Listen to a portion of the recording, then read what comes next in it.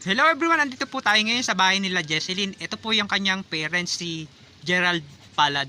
Sir, ano po yung trabaho nyo ngayon? Bote bakal po. Magkano po yung kinikita nyo per day? 200 lang ako. 200 pesos per day. Sumasapat pa yun sa pamilya nyo? Hindi po. Paano yung pinagkakasya yung 200 pesos sa isang araw? Kilo-kilo lang din na kung ano lang makayanan na bili ng 200. Yung pinagkakasya para makaraos sa pang-araw-araw na pangangailangan. Ikaw ate, ano po yung hanap buhay mo ngayon?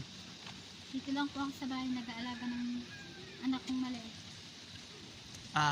Nung last month ba nakainom ng gamot si Jesseline? Opo, nakainom po siya. Bibigyan ko po kayo ngayon ng pampacheck up. Kailangan ipa-check up nyo siya kundi bukas or sa Monday para tuloy-tuloy yung gamutan niya. Kasi inahanap din ng mga nagdo-donate yung check up, tapos yung mga resibo, tapos reseta ng doktor kung continuous ba yung gamutan. Ang nag-donate po ngayon ay Starbound Family. Bali, ano po sila, mga seaman sa abroad. Yun yung nag-donate ng cash. Bibigay ko na.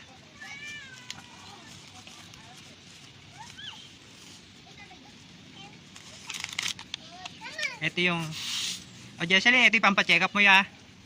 Ito yung 1,000 2,000 3,000 4,000. Yan. 4,000 yung binigay sa'yo ng Starbound Family. Sir, ano yung masasabi mo kasi meron ulit na pampacheck up yung anak mo? Nagpapasalamat po ulit ako sa mga tumutulong.